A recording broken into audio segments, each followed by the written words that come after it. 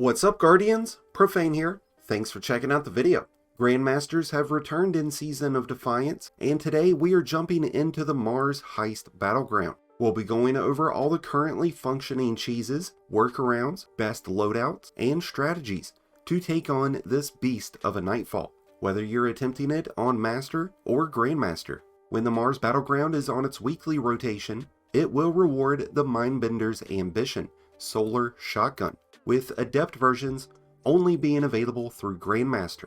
This Grandmaster features 17 total champions, 8 barrier, and 9 unstoppable. You will be facing a mix of Hive and Taken forces, who have an increase in solar damage. You will also see a mix of solar, void, and arc shields. When many of the Hive are defeated, the area around them becomes scorched. Many of the enemies will be using either arc or solar weaponry against you, so I would recommend using solar and arc resistance, as well as concussive dampener, to lighten the slam attacks from the final boss. You will receive a bonus in solar and strand damage, and grenade launchers will also get a boost in damage. The Wish Ender is one of the best exotic options for barrier shields, but the Outbreak Perfected, Arbalest, Revision 0, The Final Warning, or Ariana's Vow can be just as effective. The Malfeasance can stun unstoppables and will deal bonus damage against the Taken. The Bastion, Devil's Ruin, Leviathan's Breath, and Polaris Lance can also make for great choices in this Nightfall.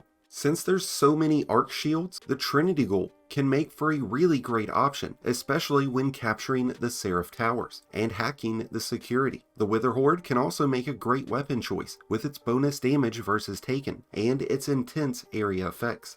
Legendary weapons with Chill Clip, Chain Reaction, or Incandescent will be immensely beneficial, especially since Scorch and Ignition damage will be increased. Strand suspension effects continue to be an amazing attribute for strand builds, as it can easily stun unstoppables, prevent barriers from popping shields, and keep all of your enemies nicely stuck together. Your team will also find immense benefits from the inclusion of an Invisible Void Hunter. Invisible Hunters can easily dunk the batteries in the final boss room, making the entire encounter much easier for the team. When the Heist Battlegrounds begin, you'll be on Mars, just outside of the Futurescape. You'll need to activate 3 Serif transmission towers. It makes no difference whether you take on A or B first. It's really dealer's choice. Just know that when you activate point A, you will need to take on the Death Tongue so that he does not activate the Shrieker and disable your abilities.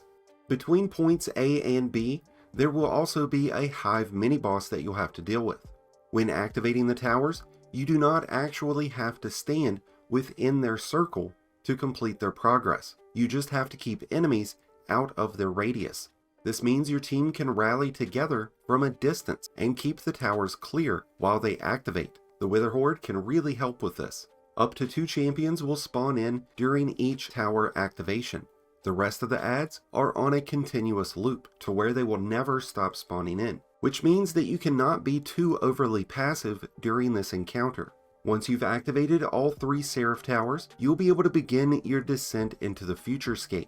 But first, you will need to hack the security system to let you in. This segment can quickly become a clusterfuck. You have to ward off Hive forces long enough for Ghost to hack the system. But every time enemies come close to Ghost, his progress is halted.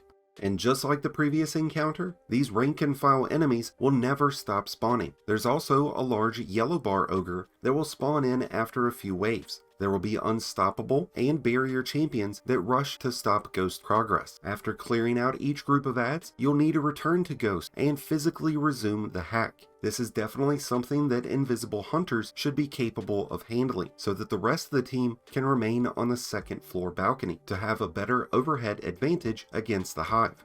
This is not a completely safe zone though, as Acolytes and Thrall will periodically spawn in, but this is signaled by an audio prompt that you should keep an ear out for. There will also be flavor text on the left of your screen informing you of incoming ads. Once you've hacked the doorway, you can move forward and make your way through the laser grids and out to the catwalk. Invisible Hunters can keep the team out of sight from the automated turrets, but otherwise you should be able to bounce between the cover relatively easily. Next, you'll have to breach the submine's vault and break the Hive runes that are locking the submine entrance. This requires you to grab the laser beams from the wings of this room, or from the ledge above the entrance. The ones on the wing will be guarded by taken enemies, and while you are collecting these, Hive will spawn in from the entrance doorway, so it's best to get one at a time and use them from the ledge above the entranceway. Having someone dedicated to clearing ads will allow the other two teammates to handle the seals. These laser beam devices will respawn, so if you happen to drop one or use it in its entirety, you can wait for another one to respawn. Once you've broken the seals, you'll enter Charlemagne's submine, where you'll face Darkblade Kelgaroth. This boss encounter can be a complete clusterfuck, but thankfully there's a few cheese spots that you can utilize to make this encounter much easier. In the corners of the room, there are several server stacks. Some of these have small ledges that you can jump up to and hide from the enemies on the ground. This also keeps you out of harm's way from getting slammed from the boss. Some of these spots are safer than others. Some still have weak spots where enemies can get line of sight on you, but this provides you with an amazing opportunity to lure the boss to one of these stacks and then rip into him. There will be one barrier and one unstoppable champion that spawn in when the boss gets to about half health. Once the boss reaches half health, invisible hunters will be on call for battery duties. Sending anyone else is going to be too much of a risk, unless you run in with a bubble or a well of radiance. After dunking all 5 batteries, you can resume luring the boss to the server stacks, where he will likely just stand there, letting you drill him right in the face repeatedly until he dies.